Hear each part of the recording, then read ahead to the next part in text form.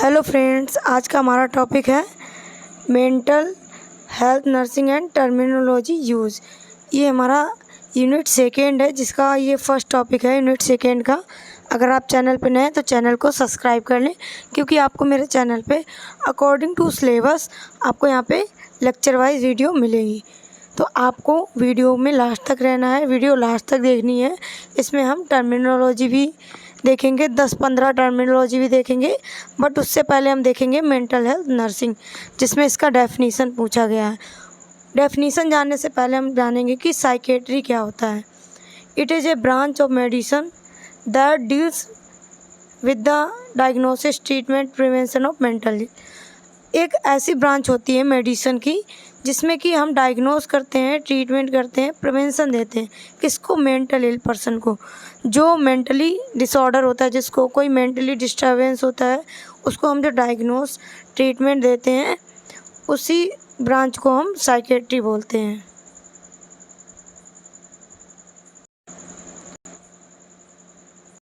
Next हम बात करेंगे मेंटल हेल्थ नर्सिंग। इसको हम साइकेट्रिक नर्सिंग भी बोलते हैं इसको साइकेट्रिक नर्सिंग, इसको मेंटल हेल्थ नर्सिंग भी बोल सकते हैं। सबसे पहले देखेंगे इसका इंट्रोडक्शन, इसके बाद देखेंगे इसका definition. It is a specialised area of nursing practice employing theory of human behaviour as it is a science and purposeful use of self. It is an art. It is in the diagnosis and treatment of human response to actual and potential mental health problem। ये nursing practice का specialised area होता है psychiatric nursing. Mental health nursing का specialised area है, जहाँ पे क्या nurses होती हैं, वो अपना साइंस लगा के, अपना आर्ट लगा के उनकी कंडीशन को समझती हैं और उनका डायग्नोस करती हैं और उनको ट्रीटमेंट देती हैं। जो भी उनका एक्सपीरियंस होता है वो पेशेंट की उनमें ह्यूमन बिहेवियर असेस करती हैं, उसमें थ्योरी लगाती हैं, उनको डायग्नोस करती हैं, उनको ट्रीटमेंट देती हैं। वो अपने जो भी उनका पर्पस होता है, जो भी उनका एक्सपीरियंस होता है। नेक्स्ट हम बात करेंगे definition of mental health nursing. Mental health nursing की डेफिनीशन क्या है, जो आपको हमेशा याद रखनी है। Psychiatric nursing deals with the promotion of mental health, prevention of mental illness, care and rehabilitation of mental individual both in hospital and community। आपको इसमें क्या याद रखना? आपको याद रखना है promotion of mental health. Psychiatric nursing deals with the promotion of mental health, prevention of mental illness, care and rehabilitation of mentally ill individual. इसका मतलब क्या है? जो भी साइकेट्रिक नर्स होती हैं वो क्या डील करती हैं? Promotion of mental health. Mental health के जो भी फैक्टर हैं उनसे प्रोटेक्ट करती हैं, यानी कि वो उससे प्रोटेक्ट करती हैं। उनको पता होता है कि इस फैक्टर से पेशेंट जो है वो अफेक्ट हो सकता है, तो उससे वो प्रोटेक्ट करती हैं।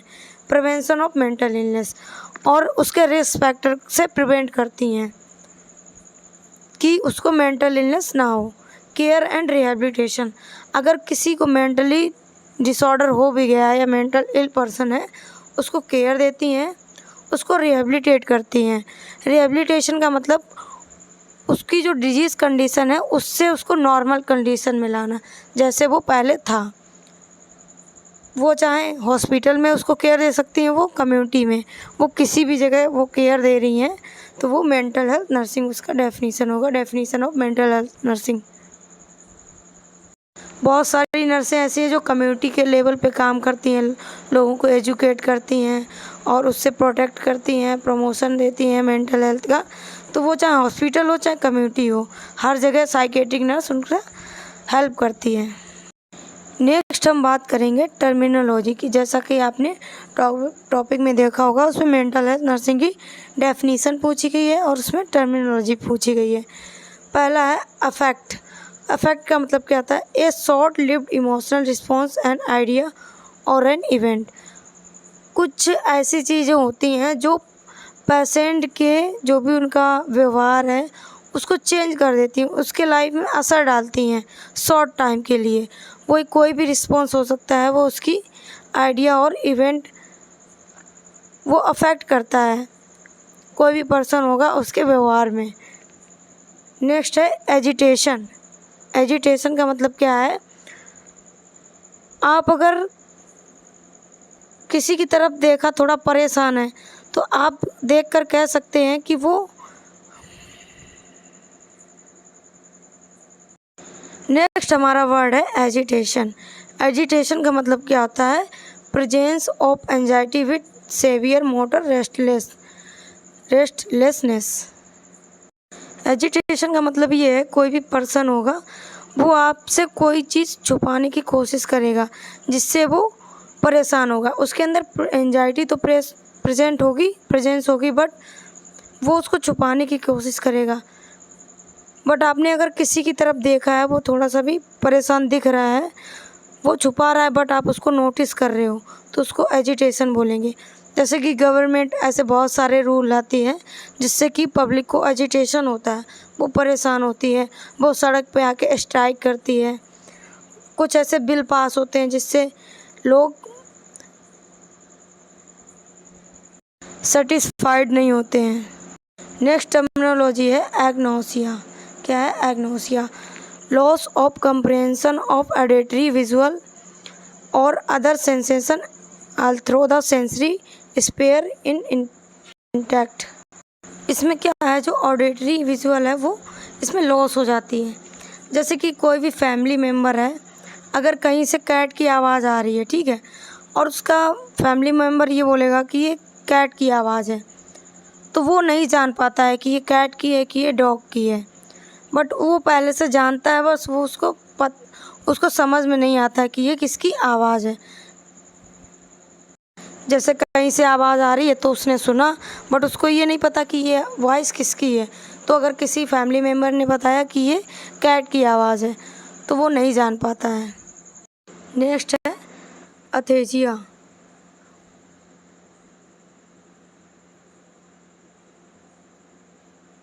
नेक्स्ट आपका क्या है?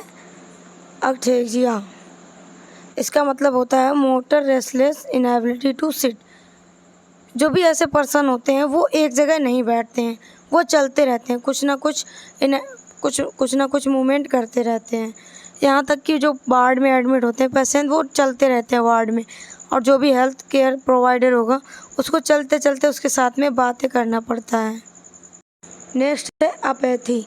अपैथी का मतलब होता है लैक ऑफ इमोशनल फीलिंग। इसमें क्या होता है, जो भी इमोशनल फीलिंग है उसमें डिस्टर्बेंस आ जाती है। एक तरीके से उसको कठोर दिल वाला बोल सकते हैं, उसके अंदर फीलिंग नहीं रहती है। नेक्स्ट वर्ड है आपका अफेजिया। अफेजिया का मतलब क्या होता है?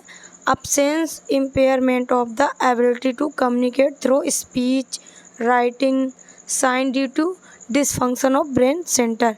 यानी उसको कोई भी ब्रेन डैमेज की वजह से वो प्रॉपर कम्युनिकेट नहीं कर पाता है। उसकी राइटिंग भी, और राइटिंग के भी डिफेक्ट पड़ता है, स्पीच में भी वो प्रॉपर कम्युनिकेट नहीं कर पाता है। इसको हम अफेजिया बोलेंगे। नेक्स्ट वर्ड है कैटाप्लेक्सी। कैटाप्लेक्सी का मतलब क्या है?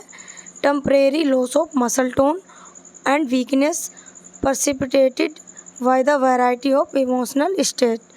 यानी कि वो अगर उसको कोई भी एक्साइटमेंट हो गई, अचानक वो खुश हो गया, ठीक है, उसको सडन अटैक आएगा, अजीब किस्म की कंडीशन उसकी हो जाएगी। जैसे कि पेशेंट हो सकता है हंसते हंसते गिर जाता है क्योंकि उसका मसल वीक होता है, इसलिए वो कुछ टाइम के लिए अपनी मसल टोन को लॉस कर देता है। जैसे कि वो बहुत ज़्यादा एक्साइटमेंट में है, कोई उसने ऐसी चीज़ सुन ली है, वो आपसे बोल भी नहीं पाएगा, आपको बता भी नहीं पाएगा, उस कंडीशन को कैटाप्लेक्सी बोलेंगे। नेक्स्ट वर्ड है circumstantiality. A pattern of communication that is demonstrated by the speaker, inclusion of many irrelevant and unnecessary detail in speech before he is able to come to the point। इस सर्कमस्टेंशियलिटी का मतलब ये है कि कोई भी patient है, उससे हमने कोई भी क्वेश्चन किया तो वो अपना आंसर डायरेक्ट ना देके उसमें अननेसेसरी डिटेल और उसमें ऐड करके आप अपना आंसर बहुत टाइम बाद दे पाता है। जैसे काफ़ी लोग ऐसे होते हैं जिनसे जो चीज़ पूछी जाती है उसको ऐसा घुमाएंगे, उसमें और सारी चीज़ें मिला के जो मेन आंसर है उसका बहुत लास्ट में आंसर देते हैं, उसको हम बोलेंगे सर्कमस्टेंशियलिटी। नेक्स्ट वर्ड होता है clang association. Client use to word with similar sound. He choice the word is determined by the their sound and not by their meaning, which often reduce the intelligibility of speech. जो client होता है वो कोई भी speech दे रहा है, उसमें word use कर रहा है, सेम वर्ड यूज़ कर रहा है, बट उसका साउंड सेम है बट मीनिंग उसका चेंज होता है, अलग अलग होता है, जिसमें क्या करता है वो अपनी इनेबिलिटी हो जाती है, स्पीच करने में इनेबल हो जाता है। जैसे कि ट्रेन, ब्रेन, ग्रेन, क्रेन, ये सारे सेम वर्ड होते हैं जिसका मीन्स अलग होता है बट साउंड सेम होता है। ये आपको मैनिया के पेशेंट में देखने को मिलेगा। नेक्स्ट है compulsion. Pathological need to act on an impulse is resisted produce anxiety. इस वर्ड का मीन्स ये है, जैसे कि आप कोई भी पेशेंट है, वो उसके लिए काम करना उतना इम्पोर्टेंस नहीं है, बट फिर वो करता है, क्योंकि अगर वो नहीं करेगा तो उसको एंजाइटी होगी। वो ये सोचेगा कि अगर मैं ये काम अभी नहीं करूँगा, हो सकता है ये मेरे फ्यूचर में इसका कुछ ना कुछ इफ़ेक्ट हो जाए। वो उसको पता है कि उसकी कोई इम्पोर्टेंस नहीं, उसका मन नहीं है काम करने का, लेकिन फिर भी वो करेगा, क्योंकि उसको पता है कि अगर मैं ये काम के लिए मना करूँगा तो उसको टेंशन हो जाएगी, तो इसलिए वो काम करता है। उसका डर, उसके अंदर डर होता है कि अगर मैं ऐसा काम नहीं करूँगा तो मेरे फ्यूचर में कुछ भी गलत हो सकता है मेरे साथ। नेक्स्ट वर्ड है डी-इंस्टीट्यूशनलाइजेशन। इसका मतलब क्या है? The removal of mentally ill individual from institutes and subsequent plan to provide care for these individual in the community setting. इसका मतलब ये है कि जो पेशेंट है उसका जो भी ट्रीटमेंट चल रहा है वो उसका हॉस्पिटल में नहीं चल रहा है, उसका कम्युनिटी लेवल पे जहाँ पे कोई इसका इंस्टीट्यूट है वहाँ पे उसको केयर प्रोवाइड की जा रही है। जिस एरिया में वो रह रहा है वहीं पे उसको केयर मिल रही है, तो उसको हम बोलेंगे डी इंस्टीट्यूशनलाइजेशन। इसका मतलब ये है कि वो हॉस्पिटल के बाहर केयर ले रहा है अपनी कम्युनिटी में एंड अपने इंस्टीट्यूशन में। नेक्स्ट वर्ड है इकोलेलिया। इसका मतलब क्या है? Pathological repetition by limitation of the speech of the another. कोई भी पर्सन है उसकी बिना मतलब के ही बात को बार बार दोहराना।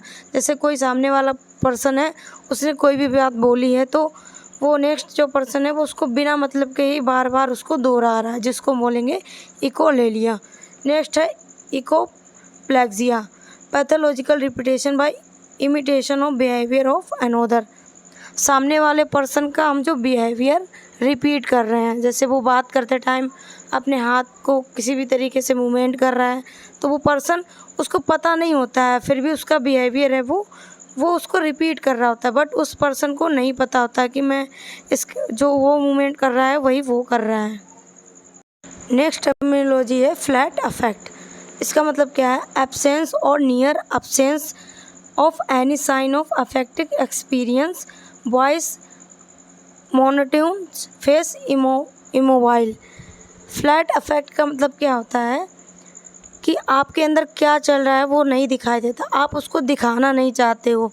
आप किसी से बात कर रहे हो तो वो आप अच्छे मैनर में बात कर रहे हो, बट आपका जो फेस इमोबाइल है वो आप अपना फेस नहीं उसको चेंज कर सकते हो। जैसे कोई पर्सन बीमार होता है, वो ये दिखाने की कोशिश करता है कि मैं बीमार नहीं हूँ, वो अच्छे से बात करेगा, बट उसका जो फेस एक्सप्रेशन है उससे आप पता लगा सकते हो कि इसको कोई ना कोई अंदर से कोई भी एंजाइटी है, कोई भी प्रॉब्लम है। इसको हम फ्लैट अफेक्ट बोलेंगे। नेक्स्ट टर्मिनोलॉजी है फ्लाइट ऑफ आइडियाज़। इसका मतलब क्या है? Rapid shift between topic that are unrelated to each other. इसमें अपना कोई भी सेंटेंस होता है, पेशेंट वो अदर टॉपिक से रिलेट कर देता है। पूछा उससे कुछ जा रहा है बट उसने अपना टॉपिक उठा के अदर चीज़ से रिलेट कर दिया बताते बताते। The client thought or conversation move quickly from one topic to another. वो कोई भी टॉपिक बताएगा वो बहुत फास्ट बताएगा और वो कब टॉपिक चेंज कर देगा पता नहीं चलेगा। So that one train to thought not completed before another appear. पहला सेंटेंस उसका क्लियर नहीं हो पाएगा, कंप्लीट नहीं हो पाएगा, उसमें दूसरा सेंटेंस भी ऐड कर देगा। These rapidly changing topic are undesirable because the link between the normal point them from losing of association. इसमें वर्ड भी वो रिपीट करेगा, एक जैसे वर्ड बोलेगा, खाना, आना, जाना, सोना, और वो एक टॉपिक अपना ख़त्म नहीं कर पाएगा, उसमें दूसरा टॉपिक ऐड कर देगा। पर जो पेशेंट है वो फास्ट स्पीच करेगा, बहुत फास्ट, आपको कोई भी बात होगी बहुत फास्टली बोलेगा। ये आपको मैनिया में देखने को मिलेगा। इसका मेन कैरेक्टरिस्टिक्स होता है मैनिया का। तो ये था आज का हमारा टॉपिक। वीडियो अच्छा लगा तो वीडियो को लाइक करें, चैनल पर नए तो चैनल को सब्सक्राइब करें। Thank you for watching my video.